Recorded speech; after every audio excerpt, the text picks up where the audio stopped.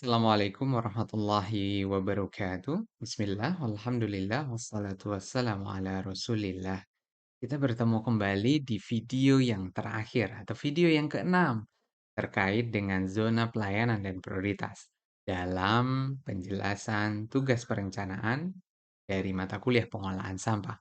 Mudah-mudahan teman-teman semakin semangat mengerjakan tugasnya dan mudah-mudahan apa yang kita kerjakan dapat bermanfaat bagi kita dan masa depan pengolahan sampah di Indonesia di masa yang akan datang.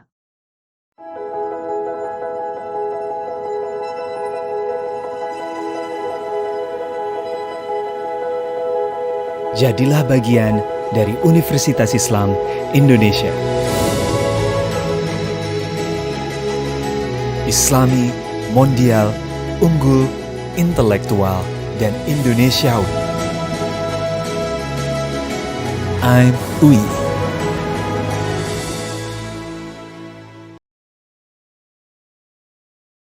Baik teman-teman, bagian ini kita akan bicara tentang zona pelayanan dan prioritas ya. Pastinya teman-teman semuanya harus mencari terlebih dahulu yaitu dokumen pendukungnya.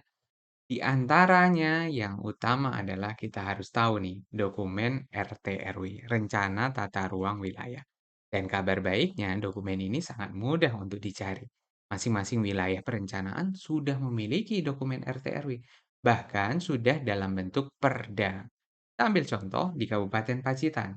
Terdapat Perda Nomor 3 Tahun 2010 tentang Rencana Tata Ruang Wilayah Kabupaten Pacitan.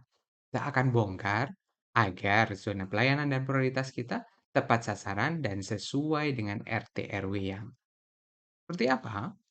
Yang pertama adalah kita coba baca satu persatu di dalamnya ya. Di sana terdapat beberapa poin di antaranya adalah bagian kedua misalnya, tapi ini contoh ya, teman-teman dapat melihatnya di masing-masing perda yang ada. Kebetulan dalam contoh ini di pasal 16 disebutkan ada sistem perkotaan sebagaimana dimaksud pada pasal 15 yaitu hierarki perkotaan dan ibu kota kecamatan. Nah, di dalam hierarki tersebut dibagi menjadi tiga, K1, K2, dan K3. K1 ini untuk apa? Untuk pusat kegiatan wilayah. Di sini disebutkan bahwa kawasan perkotaan Pacitan akan berfungsi sebagai PKW, yaitu wilayah Kecamatan Pacitan. Sedangkan hierarki yang kedua, ibu kota Kecamatan Punung, ibu kota Kecamatan Bandar, Kecamatan Ngadirojo berfungsi sebagai pusat kegiatan lokal. Artinya, ibu kota masing-masing kecamatan ini diprioritaskan sebagai pusat kegiatan lokal. Dan hierarki yang ketiga, yaitu ibu kota kecamatan Donorejo, Pringkuku, Kebon Agung, Arjosari, Tegalombo, Kecamatan Nawangan, Kecamatan Tulakan, dan Kecamatan Sudimoro akan berfungsi sebagai pusat pelayanan kawasan. Jadi ada beberapa wilayah ya. Yang pertama yaitu wilayah Pacitannya, yang kedua Punung, yang ketiga Bandar, yang keempat Ngadirojo, 6, 7, 8, 9, 10, 11, 12, dan 13. Ingat, ibu kota kecamatan. Pastinya kita akan sangat mudah menentukan wilayah-wilayah ibu kota kecamatannya masing-masing. Yang berikutnya, sudah dijelaskan tadi ya, oke. Yang berikutnya adalah kita perlu mencari peta tentunya. Nah, kebetulan untuk wilayah kecamatan Kabupaten Pacitan ini sudah ada peta pendukung di RT/RW-nya. Dan sudah dikelompokkan. Ada wilayah Pacitan sebagai PKW tadi, yang pertama, hierarki yang pertama. Terus kemudian ada Kecamatan Punung, kemudian Kecamatan Banjar, kemudian Kecamatan Ngadirojo sebagai hierarki wilayah yang kedua. Kemudian juga ada Donorejo, Pringkuku, Kebon Agung, kemudian ada Arjosari, kemudian Tegalombo, kemudian Nawangan, dan Sudimoro. Ini menjadi wilayah hierarki yang ketiga. Artinya tidak semua wilayah termasuk wilayah perkotaan. Nah, ini menjadi dasar perencanaan. Perencanaan kali ini akan memfokuskan diri kepada wilayah perkotaan.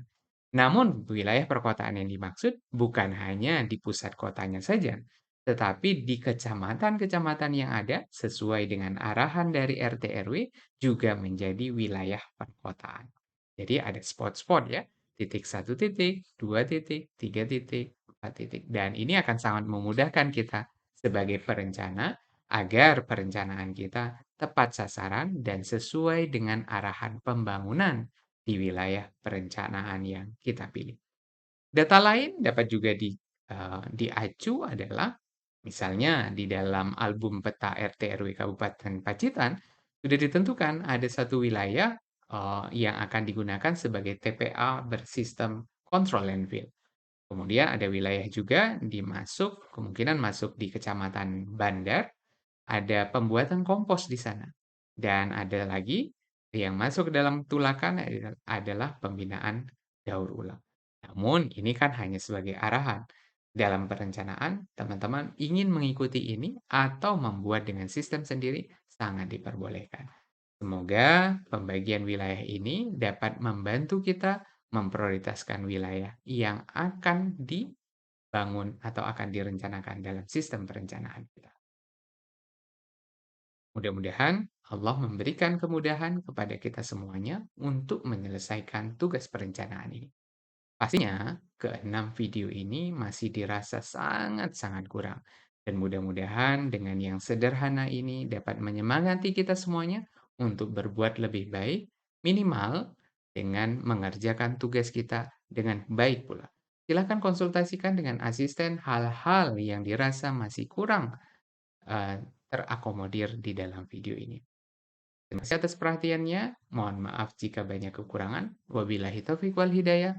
Wassalamualaikum warahmatullahi wabarakatuh.